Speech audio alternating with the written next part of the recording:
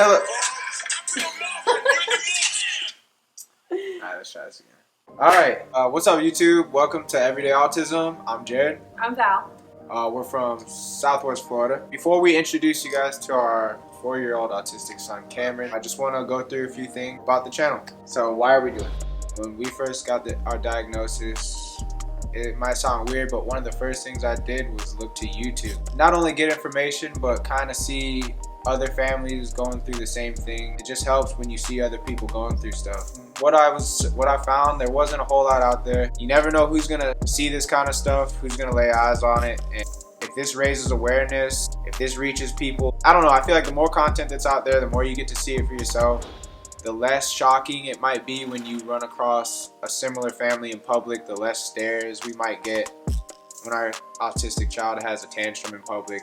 People automatically are gonna assume that we're just bad parents. I also think that this video will also help other people who may not even have kids, or maybe they do have kids that don't have any disabilities. No matter what it is, any kind of disability, we shouldn't be prejudging people. Even if we don't know, like, you just think that there's a bad child, you never know what's going on, and we're just trying to create that awareness and help other parents out, and also to just get rid of that feeling when you're out in public, and you don't let your child's autism or whatever it may be hold you back from going out into the world or going to the grocery store. You still need to do those things, and it's important for your child to be taken out and doing things that any other child would be doing. These episodes and what this series is going to be about is mostly us taking Cam out of the house, trying to do fun activities. I'm guilty of trying to avoid it only because it's not a walk in the park. You just have to do it. You know, the littlest, tiniest detail can set off a car ride or set off a trip at the park. But just learning how to redirect your child and learning how to go with the flow and just be there for them. Also, what you see on YouTube a lot of the time is parents talking mainly about the struggle. I kind of want to avoid that. I want this to be a little bit different. I want to show the positive side. I just want to show the family making it work and having a good time, because it is possible. Although the disabilities can affect many things, we can also make the best of it.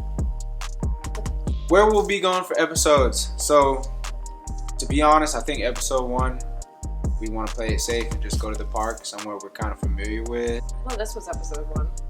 Alright, so episode 2 is when we actually start the adventures. We've never done this stuff before.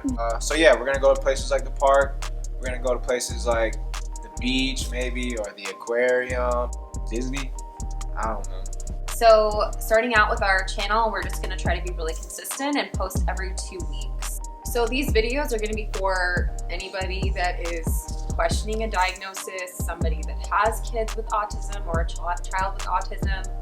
And our journey with Cameron is not going to be like anyone else's journey. Autism is an umbrella diagnosis. So an autism diagnosis could be anywhere from mild to severe. So I really just we want to demonstrate our version of our diagnosis with our son. I think these videos are for anybody who might be going through something similar, anybody who's feeling down. This could be maybe you have a loved one with autism. It's for anybody out there. You never know who could see this. Yeah, and we also just want to stress that we're not professionals. Like, we're not going to be super traditional. We're not going to be like trying to be any type of way. Like, we just want to be super real and upfront about it. So here's our wonderful son, Cam.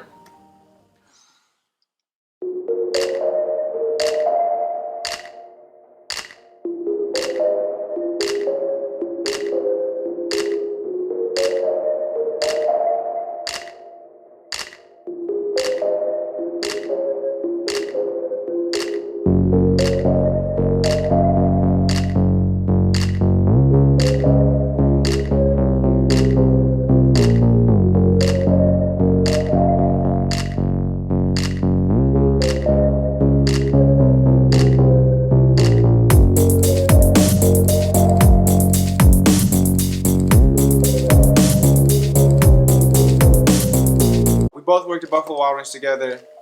We met that way, and you fast forward a couple years, and Yeah, we found out she was pregnant with Cameron. During that time when I found out I was pregnant, you know, it was a very exciting time for us, and you know, the whole pregnancy was just so smooth, no complications whatsoever, and you know, we delivered him full term. It was, you know, no medications during my delivery, completely natural. We were happy new parents. Cam was born at a healthy 7 pounds something ounces. 7 pounds 2 ounces. She gave birth with no painkillers. Just wow, who does that? I don't know, but lots of people actually. Beast. Like through his development, we didn't see any red flags. He seemed pretty alert, smiling, laughing, eye contact, everything.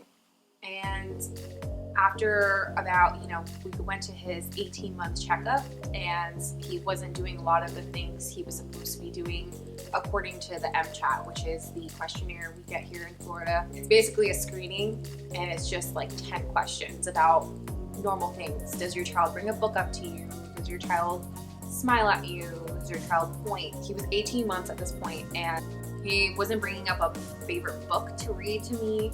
He wasn't pointing, and his vocabulary was extremely limited. I mean, he didn't even say mommy or mom or mama. I mean, I thought I heard it a few times when he was 1, but I didn't. So after the MCHAT at the doctor's office, our doctor at the time raised some concerns and expressed those to us, and pretty much told us that there was a free program. It comes to the house and they will screen our child for autism. I was just kind of offended. I'm like, he's 18 months old. I do feel that the expectations are really high for babies in this day and age. Basically, he passed, everything was fine, and they said he just didn't do well in communication. Of course, most autistic people fall short in social interaction and communication. So yeah, so our first sign was that his speech was delayed, and still we had no suspicions of autism or anything like that. We just thought he had a speech issue. So around the age of 2, Val started working at the hospital. She got a job at the hospital, so we started putting Cam in daycare. Cam was just different than every other kid in there. He usually played by himself.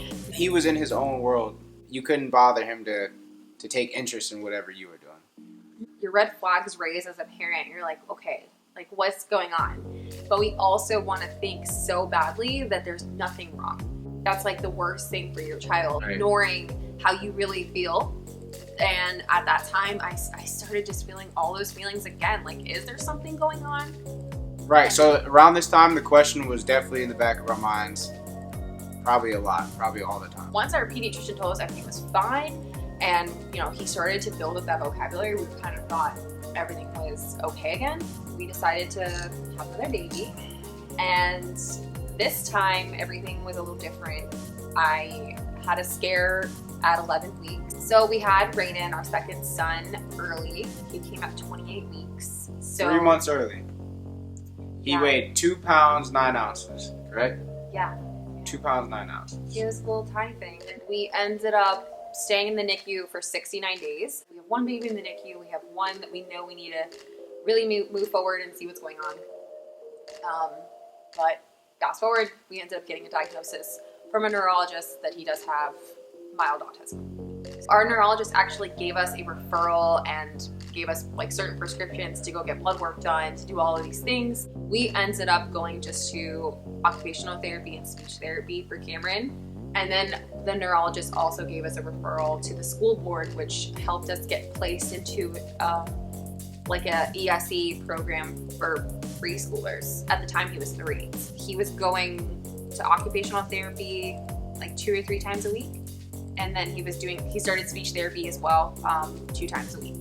But now he goes a little less because he's in school and they provide those services at the school. So in total?